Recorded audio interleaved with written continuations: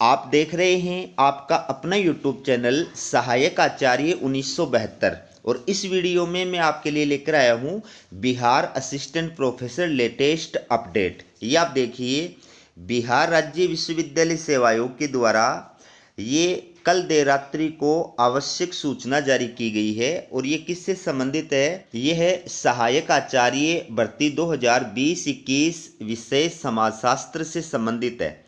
आपको बता दूं कि समाजशास्त्र विषय के अंदर असिस्टेंट प्रोफेसर के लिए आयोग के द्वारा कुल 108 पदों के लिए भर्ती का विज्ञापन जो है वो जारी किया गया था, जिसके अंदर आयोग ने 360 अभ्यर्थियों को इंटरव्यू के लिए अस्थायी रूप से पत्र घोषित किया है।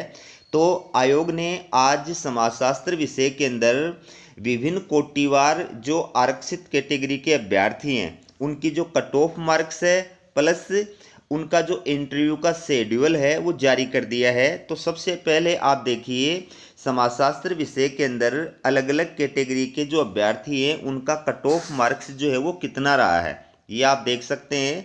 सबसे पहले अनारक्षित श्रेणी यानी यूआर कैटेगरी का जो कट ऑफ रहा है ये 76 रहा है। ठीक है, अनारक्षित कैटेगरी के अंदर जो महिला है उनका भी 76 रहा है।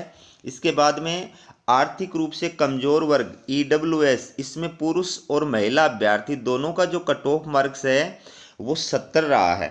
और पिछड़ा वर्ग यानी बीसी कैटेगरी के अंदर पुरुष और महिला दोनों अभ्यर्थियों का जो कट ऑफ मार्क्स रहा है ये 70.46 रहा है। ठीक है, आपको ये भी बता दूं कि ये जो कट ऑफ मार्क्स जारी किया गया है ये आपके एपीआई स्कोर के आधार पे जारी किया गया है। आपका जो एपीआई स्कोर है वो 100 मार्क्स का होता है और 100 मार्क्स के अंदर मिनिमम ये जो कट ऑफ मार्क्स है ये प्राप्त करने वाले या इससे अधिक मार्क्स प्राप्त करने वाले जो अभ्यर्थी हैं उनको इंटरव्यू के लिए आयोग के द्वारा सफल घोषित किया गया है।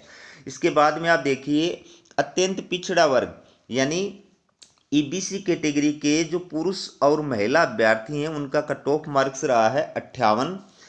एससी यानी अनुसूचित जाति कैटेगरी के जो अभ्यर्थी हैं पुरुष और महिला उनका जो कट ऑफ मार्क्स रहा है ये 60 रहा है। अनुसूचित जनजाति कैटेगरी के जो अभ्यर्थी हैं इसका 30 कट ऑफ मार्क्स रहा है। इसमें पुरुष भी आगे और महिला भी आगे, दोनों अभ्यर्थी आगे। पिछड़े वर्गों की जो महिला है डब्ल्यूबीसी, इस कैटेगरी का जो कट ऑफ मार्क्स रहा है वो 70 रहा है। इसमें पुरुष भी आ गए, महिला अभ्यर्थी भी आ गए। इसके बाद में स्वतंत्रता सेनानियों के जो उत्तराधिकारी हैं, ठीक है, एफएफडी, इनका कट ऑफ मार्क्स रहा है 72.02। और दृष्टि दिव्यांग, ठीक है, इनका जो कट ऑफ मार्क्स रहा है ये 35 रहा है। तो ये अलग अलग कैटेगरी के अभ्यर्थी हैं, उनका कट ऑफ मार्क्स जो है वो आयोग ने जारी किया है।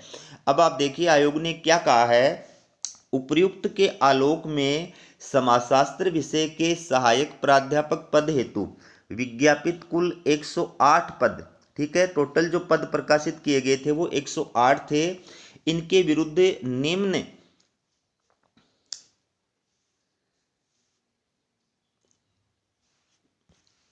इन पदों के विरुद्ध विभिन्न आरक्षण कोटिवार उपलब्ध कुल 360 सुयोग्य अभ्यर्थियों को साक्षात्कार हेतु आमंत्रित किया जा रहा है, जिनकी यूआईडी, साक्षात्कार की तिथि एवं स्थल निम्नवत है।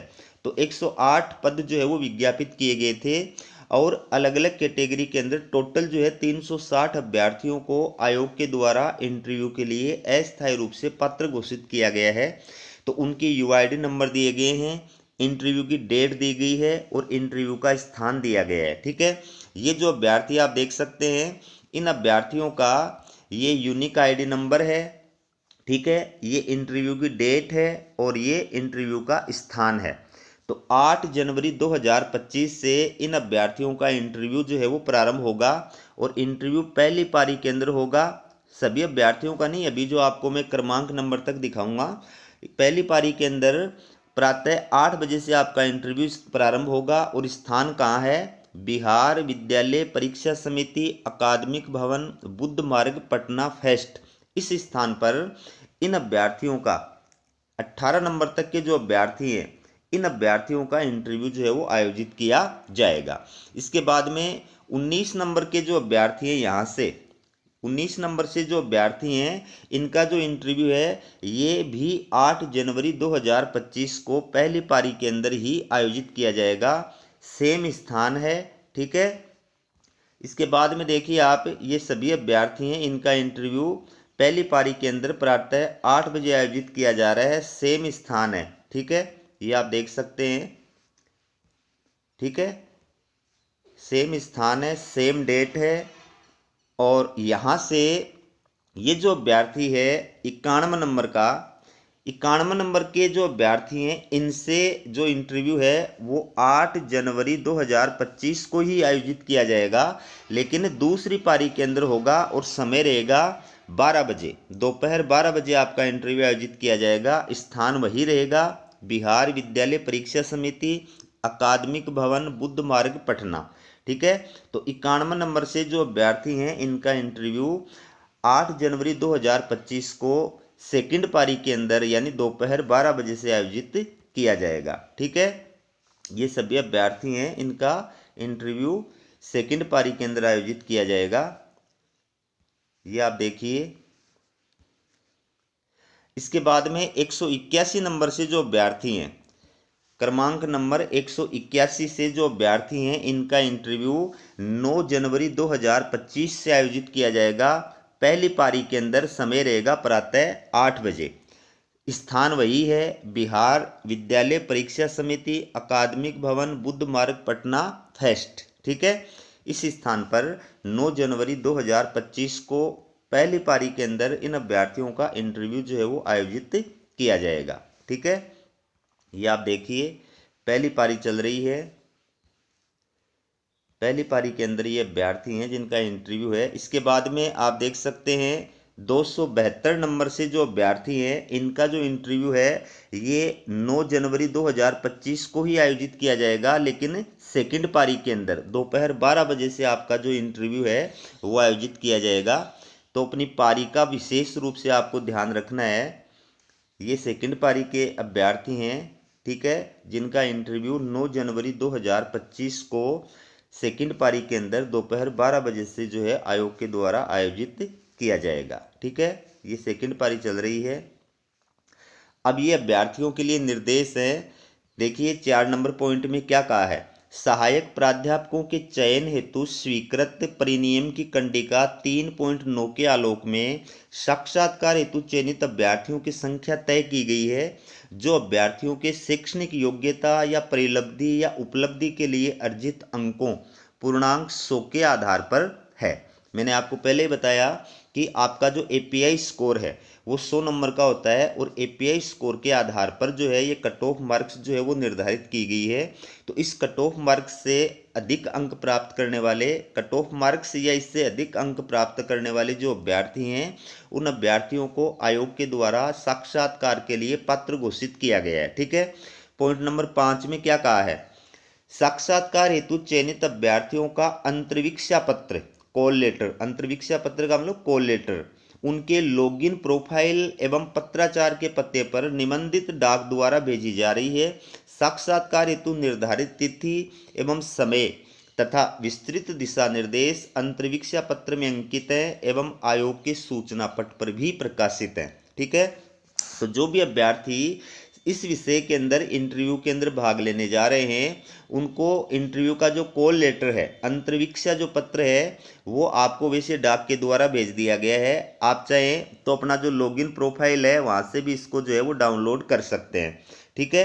तो इस अंतर्वीक्षा पत्र के अंदर सारे दिशा निर्देश दिए गए हैं कि आपका जो इंटरव्यू है वो कब आयोजित किया जाएगा, कौन सी पारी में आयोजित किया जाएगा और किस तारीख को आयोजित किया जाएगा, ठीक है। इसके बाद में 6 नंबर में क्या कहा है, साक्षात्कार हेतु अंतर्वीक्षा पत्र यानी कॉल लेटर प्राप्त नहीं होने की स्थिति में अभ्यर्थी आयोग कार्यालय से दूरभाष संख्या ये जो दी गई है यहाँ पर संपर्क कर सकते हैं। इन केस अगर किसी अभ्यर्थी को उसका अंतर्वीक्षा पत्र डाक से प्राप्त नहीं होता है तो वो ये जो नंबर दिए गए हैं कॉन्टेक्ट नंबर यहाँ पर संपर्क कर सकते हैं, ठीक है। 7 नंबर पॉइंट में क्या कहा है, साक्षात्कार के लिए बुलाए जा रहे आवेदकों की अभ्यर्थिता पूर्णतः औपबंधिक है, मतलब आपको अस्थायी रूप से इंटरव्यू के लिए पात्र घोषित किया गया है। साक्षात्कार में शामिल होने से उनकी अहर्ता संपुष्ट नहीं होती है। साक्षात्कार के समय या उसके बाद उनकी अहर्ता पर यथासंभव आवश्यक निर्णय लेने का अधिकार आयोग के पास में सुरक्षित रहेगा। तो आपको सिर्फ अस्थायी रूप से इंटरव्यू के लिए पात्र घोषित किया गया है, आपको इंटरव्यू के लिए बुलाया जा रहा है, इसका मतलब ये नहीं है कि आप योग्य हैं। ठीक है, आप इस पद के योग्य हैं या नहीं हैं, इसका निर्णय आयोग के द्वारा बाद में किया जाएगा। आपका डॉक्यूमेंट वेरिफिकेशन जब होगा उसके पश्चात जो है किया जाएगा। इसके बाद में आगे क्या कहा है, साक्षात्कार हेतु अर्हित अभ्यर्थी मतलब योग्य अभ्यर्थी अनिवार्य शैक्षणिक योग्यता एवं अन्य प्रमाण पत्रों जो उनके द्वारा ऑनलाइन आवेदन के समय अपलोड किया गया है तथा आयोग की सूचना संख्या ये जो दी गई है, ठीक है, दिनांक 19/12/2024 द्वारा वांछित कागजात यदि कोई हो कि एक सत्यापित प्रति उसकी मूल प्रति के साथ साक्षात्कार की तिथि को अनिवार्य रूप से आयोग में समर्पित करना सुनिश्चित करेंगे। इस हेतु कोई अतिरिक्त समय प्रदान नहीं किया जाएगा। तो सभी अभ्यर्थी जो इंटरव्यू के अंदर भाग लेने जा रहे हैं उनको क्या करना है, आपने ऑनलाइन आवेदन फॉर्म भरते समय जो जो डॉक्यूमेंट्स जो है स्कैन करके अपलोड किए थे, उन सभी डॉक्यूमेंट्स की सेल्फ अटेस्टेड फोटोकॉपी जो है वो आपको इंटरव्यू के टाइम पर आयोग कार्यालय में लेकर के जानी है। और इसके साथ साथ अपने सारे ओरिजिनल जो डॉक्यूमेंट्स हैं वो भी आपको आयोग कार्यालय में लेकर के उपस्थित होना है। ठीक है, अगला जो पॉइंट है 9 नंबर का, इसमें आयोग ने क्या कहा है, शैक्षणिक योग्यता संबंधी मूल प्रमाण पत्र आरक्षण का दावा करने वाले अभ्यर्थियों को उनकी साक्षात्कार की तिथि को ही संबंधित मूल प्रमाण पत्र एवं आरक्षित वर्गों की महिला अभ्यर्थियों को पिता के नाम एवं पता से सक्षम प्राधिकार द्वारा निर्गत मूल निवास प्रमाण पत्र, जाति प्रमाण पत्र तथा क्रिमिलेयर रहित प्रमाण पत्र अनिवार्य रूप से प्रस्तुत कर सत्यापन कराना होगा।